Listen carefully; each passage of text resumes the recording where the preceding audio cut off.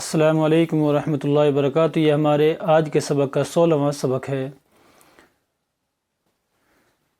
جس میں ہم چند اہم چیزیں آپ کے سامنے پیش کرتے ہیں۔ امید ہے انشاءاللہ آپ کو اس سے فائدہ ہوتا ہوگا، اور دعا کیجیے اللہ تعالیٰ مجھے بھی اور آپ کو بھی اخلاص عطا فرمائے، اور ہمارے لیے اس کو دنیا اور آخرت میں نجات کا اور ہدایت کا اللہ اس کو ذریعہ بنائے۔ تو چلیے شروع کرتے ہیں ہم آج کا سبق۔ إِنَّا أَعْطَيْنَاكَ الْكَوْثَرَ۔ نماز کا ترجمہ۔ ایاک نعبد و ایاک نستعین۔ ایاک نعبد کے معنی پچھلے سبق میں بتائے گئے تھے کہ ہم آپ ہی کی عبادت کرتے ہیں، و ایاک نستعین واو کے معنی اور، ایاک آپ ہی کی، نستعین آپ ہی سے، ایاک آپ ہی سے، آپ ہی کی، نستعین مدد چاہتے ہیں، آپ ہی سے مدد چاہتے ہیں۔ نستعین کے معنی مدد، کہ اللہ گویا کہ بندہ کہتا ہے جب نماز پڑھتا ہے اللہ کے سامنے کھڑے ہو کر کہ اللہ ہم آپ ہی کی عبادت کرتے ہیں، آپ کے علاوہ ہم نہ کسی کی عبادت کرتے ہیں نہ کسی کی پوجا کرتے ہیں، وَإِيَّاكَ نَسْتَعِينُ، اور ہم آپ ہی سے مدد مانگتے ہیں، ہم آپ ہی سے مدد چاہتے ہیں، آپ ہماری ساری پریشانیاں، ساری مجبوریاں، ساری بے کسیں دور فرما دیں۔ آج کی سنت۔ نماز کی سنتوں میں سے ایک سنت یہ بتائی گئی تھی کہ فرض کی تیسری اور چوتھی رکعت میں صرف سورہ فاتحہ پڑھنا سنت ہے، اور آج کی سنت یہ ہے کہ جب رکوع کے لیے جائیں تو رکوع کی تکبیر کہنا بھی سنت ہے، اگر چھوٹ گئی تو سجدہ سہو کے بنا بھی نماز ہو جائے گی، اس لیے کہ واجب نہیں ہے، فرض نہیں ہے، رکوع میں جاتے ہوئے جو تکبیر کہی جاتی ہے اس کا کہنا سنت ہے۔ آج کی دعا۔ اللہ تعالیٰ کے ناموں میں سے ایک نام ہے آپ کا اللہ، جو آپ کا ذاتی نام بھی ہے، اور علماء نے لکھا ہے کہ یہ اسم اعظم ہے۔ اسم اعظم کا مطلب یہ ہوتا ہے کہ جب بندہ اسم اعظم کے ساتھ میں کوئی دعا کرتا ہے، اللہ رب العزت اس کی اس دعا کو قبول فرما لیتے ہیں۔ تو اللہ آپ کا اسم اعظم بھی ہے، اسی طریقے سے آپ کا ایک نام ہے رحیم، جو آپ کا ایک صفتی نام ہے،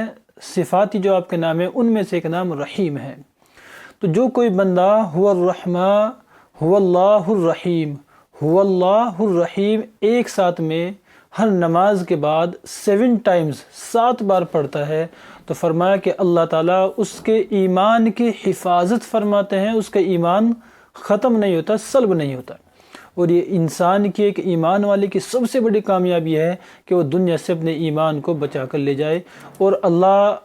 رب العزت اس کے ایمان کی گویا کی گارنٹی لیتے ہیں جو بندہ ہر نماز کے بعد 7 بار هو اللہ الرحیم هو اللہ الرحیم اس کو پڑھتا ہے۔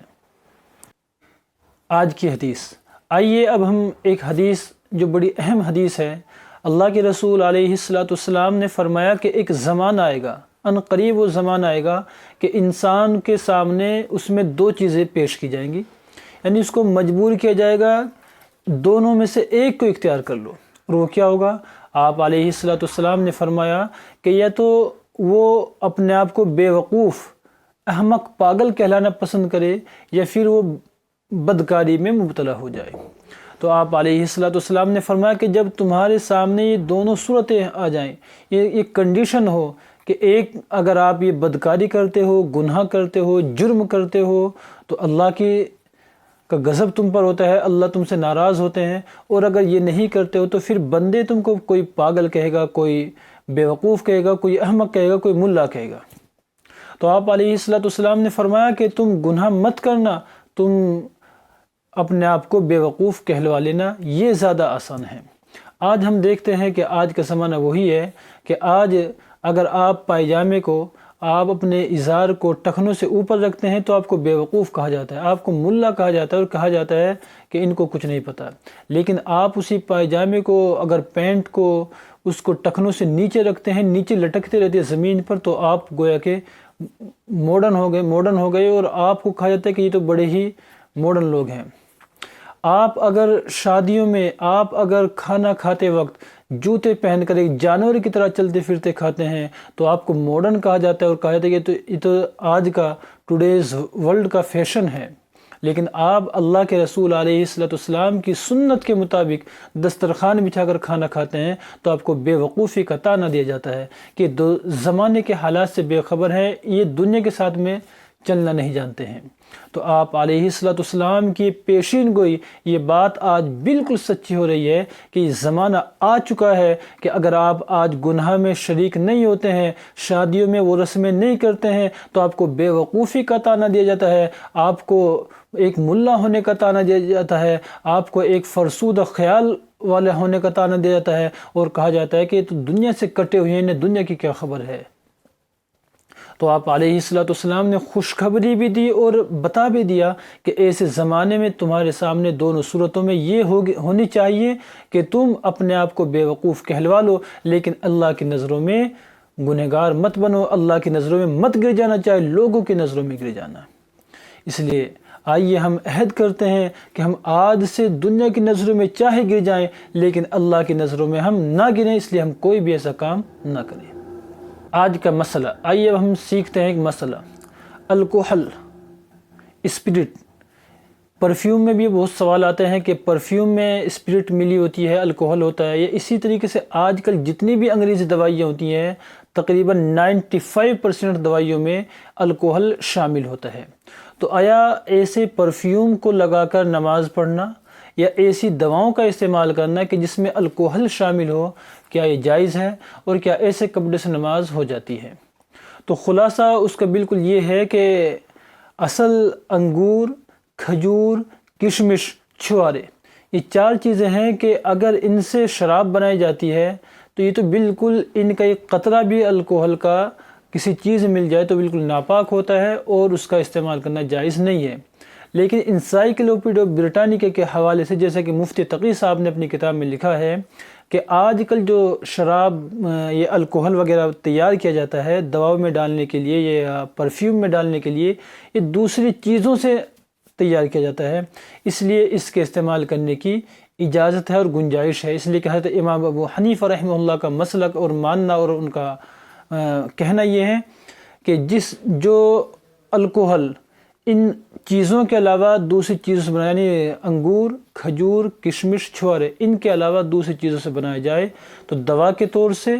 یا طاقت کے لیے استعمال کرنا اس کی گنجائش ہے، بشرطے کہ اس سے نشہ پیدا نہ ہو جائے۔ تو ایسے پرفیوم یا ایسی دوا کہ جس میں الکحل شامل ہو اور اس سے نشہ نہ ہوتا ہو تو اس کا استعمال کرنا جائز ہے۔ آئیے اب چلتے ہیں ہم آج کا واقعہ۔ ایک بزرگ ہوئے بڑے مشہور، حضرت بشر حافی رحمۃ اللہ علیہ۔ پہلے وہ ایک بہت بڑے شرابی تھے، بہت زیادہ گناہ کرنے والے، دن رات گناہوں میں مشغول رہتے تھے۔ ایک بار کا واقعہ ہے کہ وہ چلے جا رہے تھے، گزر رہے تھے ایک راستے سے، تو ان کو ایک کاغذ کا ٹکڑا پڑا ہوا نظر آیا جس پر اللہ رب العزت کا نام اسم گرامی لکھا ہوا تھا۔ یعنی اللہ رب العزت کا اس پر نام لکھا ہوا تھا۔ بشر حافی رحمۃ اللہ نے دیکھا کہ لوگوں کے پیر اس کے اوپر رکھے جا رہے ہیں۔ آپ نے اس کو بڑی عزت کے ساتھ میں، محبت کے ساتھ میں اٹھایا اور اس کو صاف کیا۔ آپ کے پاس میں جو دینار تھے ان کا آپ نے عطر لیا، خوشبو لی، اور اس خوشبو کو اچھی طریقے سے اس کاغذ پر لگایا اور اس کو صاف کر کے اس کو چوما، اس کو اپنے ماتھے سے لگایا، پیشانی سے لگایا، پھر اس کو حفاظت کے ساتھ میں، عزت کے ساتھ میں ایک اونچی جگہ پر رکھ دیا۔ یہ آپ نے عمل کیا اور پھر اپنے کام سے چلے گئے، جہاں جا رہے تھے، میخانے کھانے میں جہاں بھی جا رہے تھے۔ رات کو بشر حافظ سوتے ہیں تو رات کو کوئی کہنے والا کہہ رہا ہے کہ بشر، جیسے تو نے میرے نام کی عزت کی، میرے نام کو معطر کیا، خوشبودار بنا کر اس کو ایک اونچی جگہ پر رکھ دیا، آج ہم بھی تیری عزت کرتے ہیں اور تیرا نام بھی دنیا میں ہم ویسا ہی روشن کر دیں گے، معطر کر دیں گے، خوشبودار کر دیں گے جیسے تو نے میرے نام کو روشن کیا ہے۔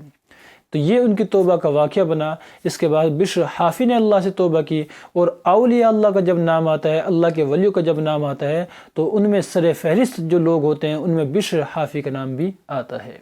اس سے معلوم ہوا کہ اللہ کے نام کی عظمت اور اللہ کے نام کا ادب کرنے سے اللہ کیا مقام عطا فرماتے ہیں۔ اللہ تعالی ہمیں بھی اپنے نام کا ادب اور ہمیں بھی باادب بندوں میں شامل فرمائے۔